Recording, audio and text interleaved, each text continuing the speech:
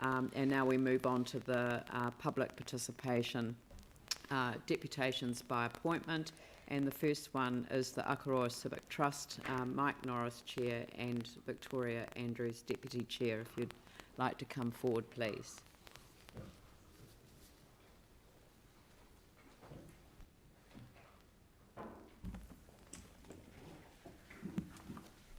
Oh. It may also acknowledge and welcome Steve Lowndes, former Chair of Environment Canterbury. Ke aku arangatira, no mai, heri mai.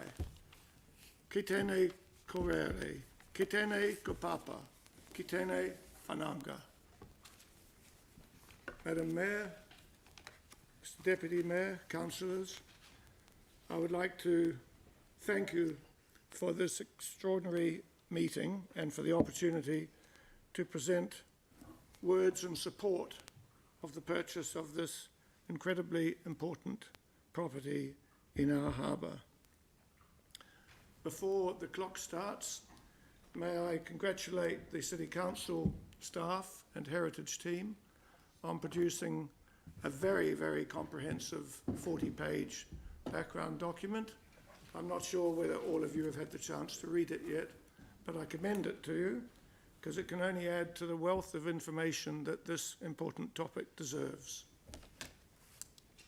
What can happen in 1 or 2 generations? The vandalism with which the site was approached in the 70s, when a sacred Waitapu site could have a rubbish dump and a sewage farm installed on it. How things change. The Akaroa Civic Trust believes that it is imperative that the Christchurch City Council purchase the property known as the Red House, Takapuneki, either before or at the forthcoming auction. The Council has already demonstrated that it is aware that Takapuneki is a site of extraordinary cultural and historical significance by creating the Takapuneki Historic Reserve and by putting considerable resources into preparing conservation and management plans for the reserve. The Civic Trust is proud to say it played an important role in the events over 2 decades leading up to the creation of the Takapuneki Reserve, because it recognised that the site was of very high cultural significance for the Onuku Runanga and offered an opportunity that was unique in the South Island, if not in New Zealand, to interpret to the public formative events in the foundation of New Zealand as a bicultural nation. One of my colleagues has written a paper, A Place as Important as Waitangi, and I think that is a thoroughly deserved title. Takapuneki offers a unique opportunity to educate this and future generations about the circumstances in which the modern New Zealand state was founded. The Civic Trust is not competent to speak about the cultural importance and tapu nature of this site, stemming from the massacre of 1830. The Trust acknowledges that these values take precedence over the broader historical significance of Takapuneki and has always worked closely with the Onuku Runanga in all matters concerning Takapuneki. The massacre, which is such a powerful living memory for the people of Onuku, was also the seminal event in the developments of the 1830s, which culminated in the signing of the Treaty of Waitangi in 1840. The story which can be told at Takapuneki of the assumption by Britain of sovereignty over New Zealand, a story which in a real sense began at Takapuneki, can be better told there than at any other place in New Zealand, because the site is close to a place where the treaty was signed, Onuku, and to a place where British sovereignty over the South Island was first effectively demonstrated, Greens Point. It is important to associate the Red House itself with these unique opportunities to interpret key events in New Zealand's history. The building is ideal for the interpretation and educational activities which provide part of the raison d'etre of the Takapuneki Reserve. It is, in addition, a building of some historical interest and architectural significance in its own right. It is hard to imagine a building better suited for telling the several important stories that are interwoven in Takapuneki's history. In public ownership, the Red House will become a place where activities that serve the purposes for which the Takapuneki Reserve was created in the first place can be undertaken. If the property remains privately owned, it will possibly become the location of activities inconsistent with the cultural and historical significance of the reserve which surrounds it. There is also a real and dangerous possibility that private uses of the land, which are permitted under the district plan, will restrict opportunities to undertake educational and other activities on the rest of the reserve and impinge detrimentally on public appreciation and enjoyment of the reserve. This has not been the situation up to now because the present owners, the vendors, are local people who understand the significance of Takapuneki and are sympathetic with the development of the existing reserve as a place of cultural significance to the people of Onuku and a place where important stories about the development of the New Zealand nation can be told. There are no guarantees that new private owners will have the same sympathy and respect for the overall area. It would be inconsistent with the values and aspirations of the conservation and management plans for the Takapuneki Reserve if the opportunity to secure the Red House property for incorporation into the reserve were lost. Public ownership of the Red House is crucial to the council's achieving its goals for the reserve, as stated in the conservation and management plans. Continuing private ownership of the Red House could set back the orderly and appropriate development of the Takapuneki Reserve for decades and potentially compromise or even undo the excellent work the council has done in creating the reserve and steadily developing plans for its use in ways appropriate to its unique character. For these reasons, the Civic Trust urges the City Council to agree to the acquisition of the Red House property and to authorise its staff to enter into immediate negotiations with the vendors, and if these negotiations do not result in public ownership of the property, to endeavour to obtain the property at auction. Thank you very much. I now hand over to my esteemed colleague and our patron, Mr. Steve Lowndes, and I'll point out also that a huge amount of work on this submission has been done by our co-chair, Victoria Andrews. Thank you, Victoria. Thank you.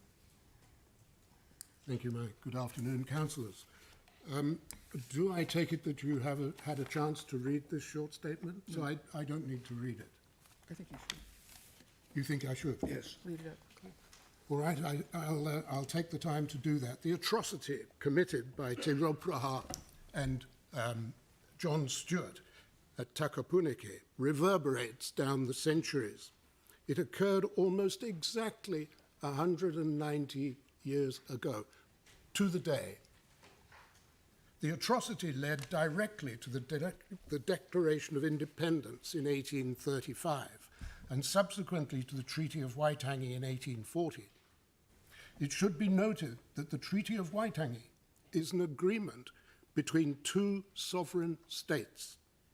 The British Crown recognised New Zealand's sovereignty as a direct result of what happened at Takapuneki. These two milestones in the history of Aotearoa New Zealand will be marked by bicentennial celebrations in 15 and 20 years' time, respectively.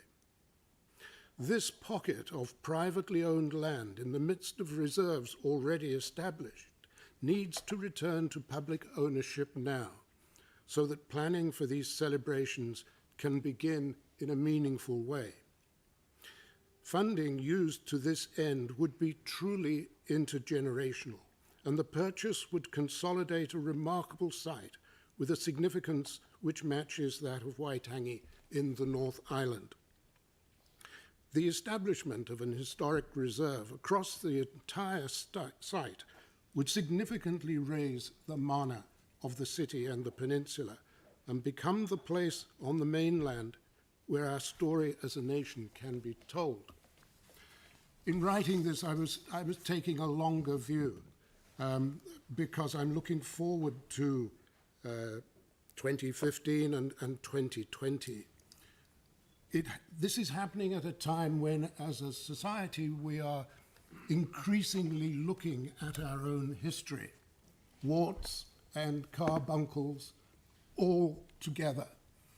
And it's fitting that we have a place where all that history can be interpreted. For 15 years, I was director of the museum at Akaroa, and I know the history very well. And it struck me quite early on in my tenure there that within Akaroa, in microcosm, is the whole history of New Zealand, from the earliest Maori settlement through the sealers, the whalers, the colonists, etc., the treaty, Onawe, the whole lot is focused on this site. And it truly could become the mainland balance to Waitangi in the North Island. And if I just could add a minute, that this is for future generations. These are for your children and grandchildren, not so much for us, but it's very, very important for them. And I also would like to acknowledge very briefly the people that I have worked with that I found profoundly important: George T. Cow, Piri Tainui, and Harry Etherson. Kia ora, and look, thank you very much for your deputation this afternoon. We operate within the constraints of our agenda timetable, but can I honestly thank you on behalf of everyone for a very powerful deputation indeed. Thank you very much. Thank you. Kia ora.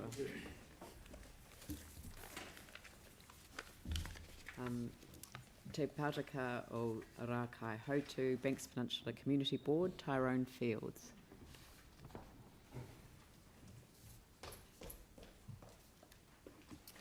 Tēnā koutou katoa, ko te ahu Pātiki te moka, ko whakaraupo te moana, ko Tyrone Fields toko ingo, tēnā koutou katoa, tēnā koe Madam Chair, tēnā koutou esteemed councillors.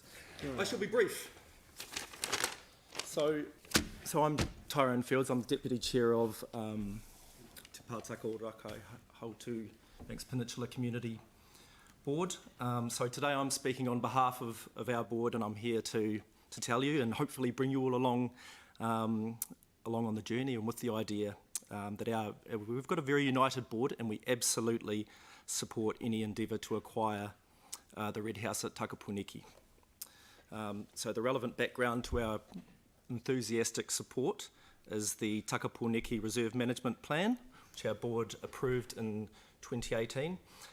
Look, our board area is blessed to be home to 4 separate marae on the peninsula. We take our partnership with iwi Māori very, very seriously indeed. So the Takapuneki Reserve Management Plan represents a partnership with Onuku Runanga and recognises mana whenua of Onuku over the area of Takapuneki.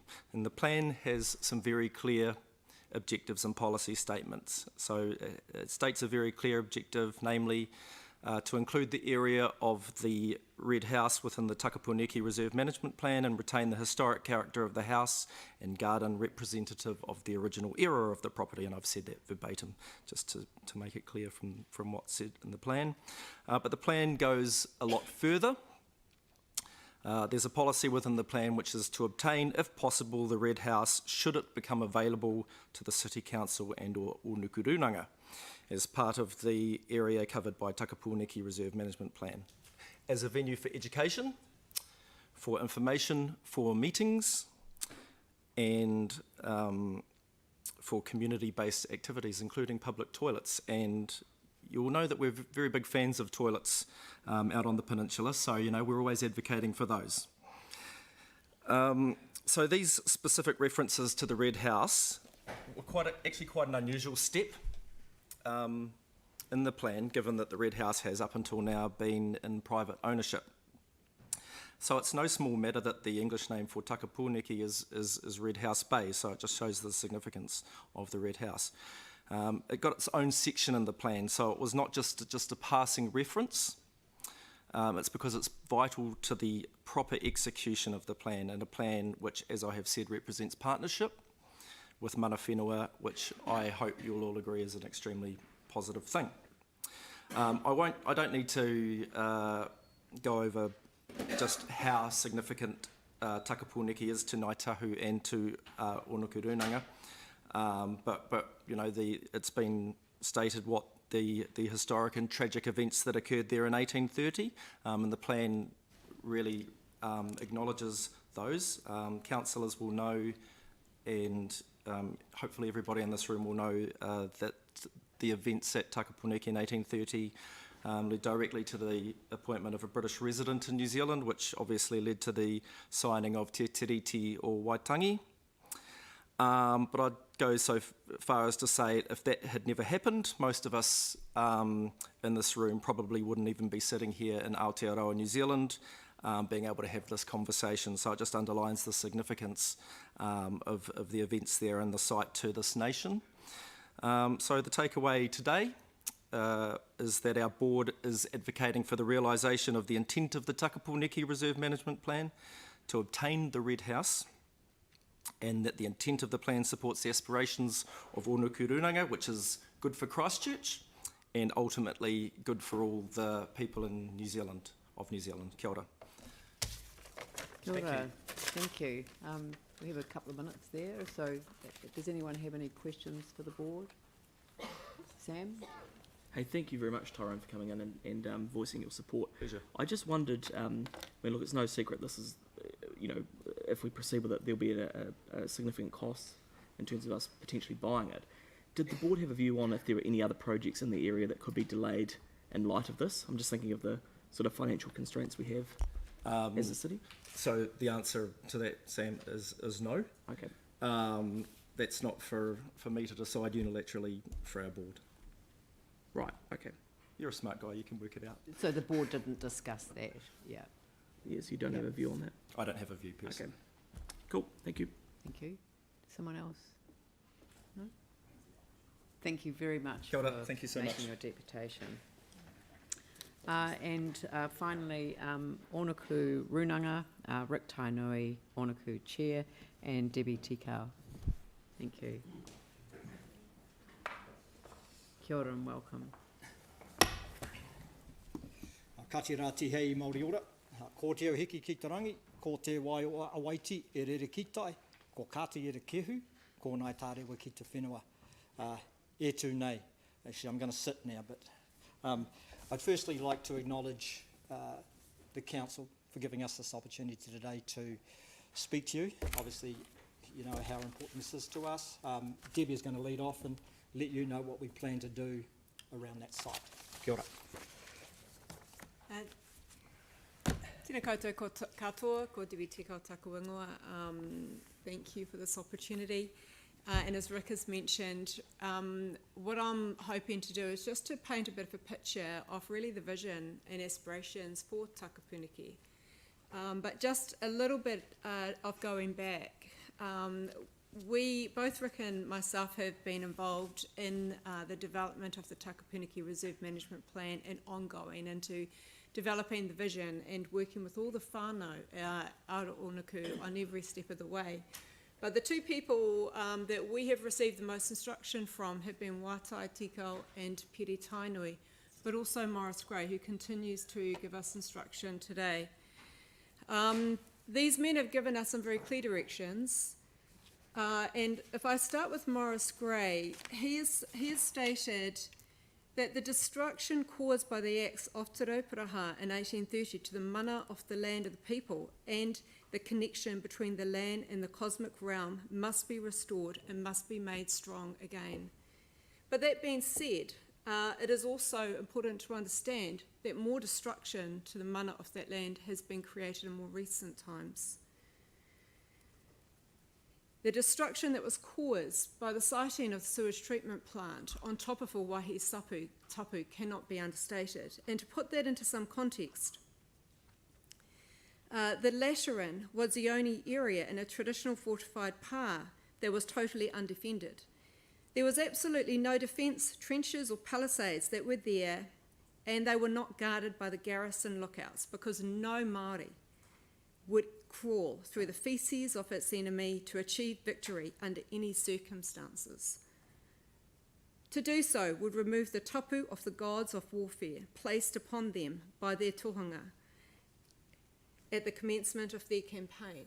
That's just to understand, to paint a picture of the effects that that treatment plant has had on the mana of that land and on Ngāti Irakihu and Ngāi Tarewa. So the story of Takapuneki is not just one of the historical events, but also it tells a story of change and value over time, change in a partnership, relationship over time. I can't think of any site in the country that speaks to that relationship change and that value change more than Takapuneki. I was very fortunate enough to spend some time with Waitai Tikau not long, literally 2 weeks before he passed away. And he said to me, "You must let them..." You'll start me as well.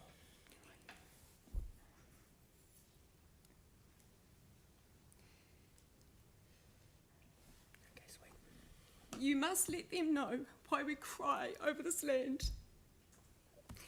That's been our job." So he was also very clear. This place was to be a place of wānanga, a place of learning, a place of education. For Morris Gray, he was also very clear. This was an opportunity like no other to showcase Māori knowledge. For Piri, he was more simple in his aspiration.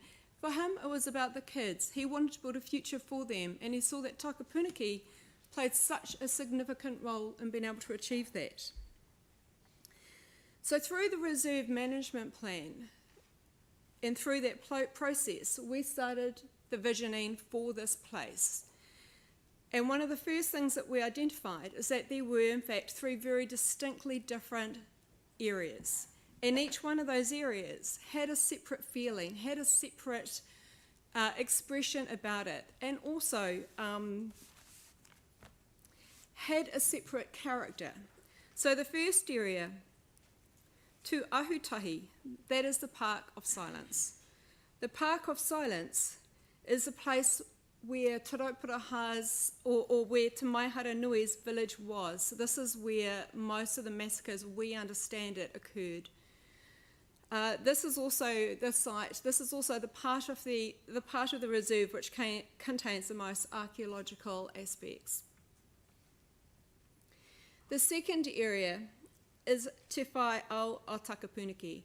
This area is characterised by rivers, valleys, and pockets of native bush. This is to be the Park of Healing. We want people to come here to contemplate, to engage with the natural environment, to engage with natural processes, and to engage with the landscape that is healing, and to reflect on what this landscape is. The third area, Pautu Tiraki o Te Maihara Nui. This is a park of reflection. We felt that this area had the opportunity to take people on a journey of learning, a journey of storying, and also an opportunity to reflect on what this area is about, and also to learn about the connection between this place and that extensive landscape, cultural landscape, and all its stories within it.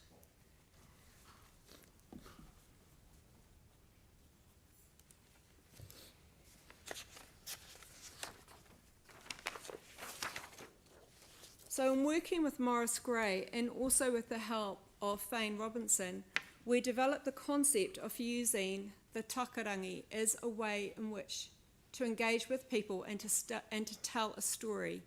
The takarangi is rich in meaning. In traditional Māori beliefs, creation is described as a dynamic movement. At the heart of this view is the understanding that humanity and all things in the natural world are always emerging and always unfolding. The double spiral or takarangi swirls into and out of a primal centre, expressing the unfolding of the cosmos. This form depicts life as both dynamic and also sometimes destructive. The source and flow of life energy embraces the source and flow of knowledge. They reverberate through the universe and give purpose and meaning to all things. The dynamic cycles of life, growth, decay, death, and rebirth are pervasive at all levels. The takarangi represents both light and shadows. As one solid and one void, it represents the past continually meeting the future. We feel that this form, as a form to place onto that landscape, was the most powerful way we can take people on a journey of learning the past as well as moving forward into the future. So, and also all the takarangi forms within the reserve, although I can't show you yet the development of what that is starting to shape into, is that everything is connected. And there's also, and within that, we believe that this reserve has the potential to be something truly unique in New Zealand. Something that people will come to see, come to experience, and come to learn, because there are many, many stories to be told in Takapuneki. There's also stories of innovation. So on that, we believe that this reserve and the potential of that red house to contribute to Takapuneki as a much more comprehensive experience is something that we'd like you to really understand and to consider. We wanted to explain what that vision was, so you could to try to paint a picture of what we're beginning to understand and what is beginning to unfold in front of us, so that you can understand that there's a gap in the middle, a critical gap that we believe needs to be part of this wider story. Kia ora. Look, I would also like to acknowledge the Civic Trust and the Banks Peninsula Community Board for their submissions today, and also to Russell Wedge for providing an excellent paper for the councillors and us to read. I'll just read what I've got to say here. Look, we see this as an opportunity to galvanise our communities in Akaroa around common aspirations for our future, and provides the council with an opportunity to increase commonality across both mana whenua and treaty partners to chart a new positive and constructive path forward. Mō tātou a mō ka uri a muri ake nei for our children and our children after us. There were a number of risks highlighted by the Civic Trust around the property being purchased privately, and one of them was the potential of the new possible owner to block some of this work that we're proposing to do there. Whether that's real or not, I don't know.